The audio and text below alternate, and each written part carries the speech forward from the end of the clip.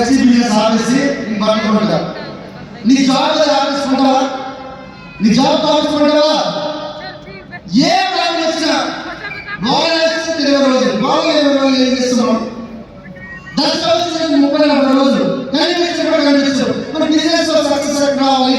చెట్లు ఎక్కడ రావాలి? ఎక్కడ వస్తుంది? మీరు అనుకోవచ్చు సార్ ఇండియా గ్రో అవుతుంది, ఇండియా గ్రో అవుతుంది, ఇండియా గ్రో అవుతుంది. నీకు ఎప్పుడు గ్రో అవుతావు? మీరు అనుకోవచ్చు ఇండియా చాలా ఫాస్ట్ గ్రో అవుతుంది అనుకోవచ్చు. ఇండియాలో 180 కోట్ల జనాభా ఓన్లీ పెట్టుబడిదారులు, ఇన్వెస్టర్స్ ఓన్లీ 10 కోట్ల మంది మాత్రమే ఉన్నారు. 10 కోట్ల మంది. ఇక 180 కోట్లు 130 కోట్లు ఏమీ పెట్టుబడి పెట్టట్లేదు. కొన్ని పిల్లలు తీశారు 60 కోట్లు ఏమి పెట్టుబడి పెట్టట్లేదు. ఏ రోజు ఆ రోజు తినడం తిరగడం. మన దగ్గర 30 కోట్ల మంది 33 కోట్ల మంది ఏ పని చేయట్లేదు. అట్లాంటి వాళ్ళకి వెళ్ళి సార్ బిజినెస్ రోజు 2 గంటలు చేసి మీకు ₹1,00,000 వస్తుంది. నేను ఒకవేళ అట్లాంటి దొరికితే డైరెక్ట్ అన్నాను ప్లాన్ చేసుకునే కదా. మీరు అనుకోవచ్చు సార్ ఎట్లా సార్ చేస్తారు అంటున్నారంటే డియూసీడీ మా అబ్బాయి ఎక్కడ ఉన్నారు 17 ఏళ్ళతో డియూసీడీ అయ్యాను నేను. కొంతమందికి ఏ ప్రాబ్లం నాకు తెలియదు, 2 లెక్కలు బిల్డ్ చేస్తారు. ఒకటి నాకు 2 కావాలనే నీకు 2 లెక్కలు వేసుకుంటా. ఇదే చేస్తారు. 16 లెక్కలతో 5 లక్షలు 6 లక్షలు ఫీలింగ్ చేస్తే ఇక్కడ 10 లక్షలు ఎక్కువ వస్తుంది. ఇంట్లో దానికి నష్టాన్ని పెద్ద పెద్ద మాట్లాడతారు.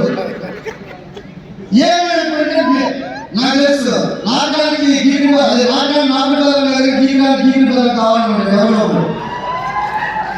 పని చేయడం ఆయన పని చేసి బీభత్సమైన డబ్బులు ఉన్నాయి. నేను నా సంవత్సరాలు చేస్తా నీకు చెప్పను. నీకు చెప్తా చూడండి. నీకు ఒకవేళ ఐపీఎస్ అయ్యి రిటైర్మెంట్ అయ్యి 1,80 లక్షల కంటే ఎక్కువ సంపాదించలేను.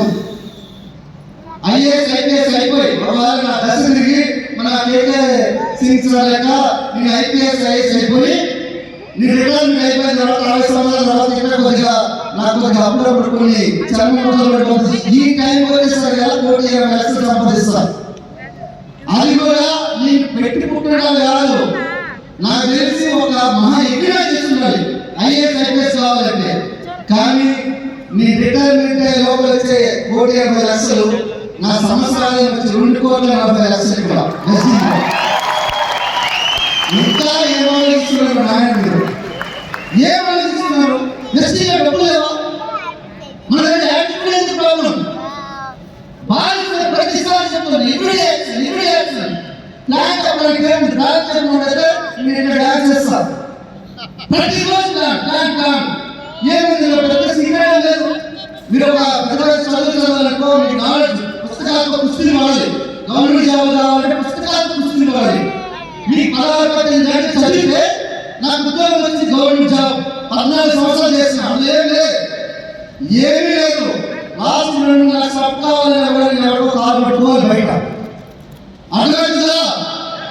కానీ ఈరోజు వెస్టీలో చూడండి, నాకు ఇల్లు ఉంది ఇక్కడ బంగ్లా 5 బెడ్రూమ్లు ఒక పెద్ద బంగ్లా కట్టించుకోగలిగినా 2 కార్లు పట్టుకోగలిగినా సుమారు ఇంటికి అని చెప్పేసి మేడం చెప్పేసింది.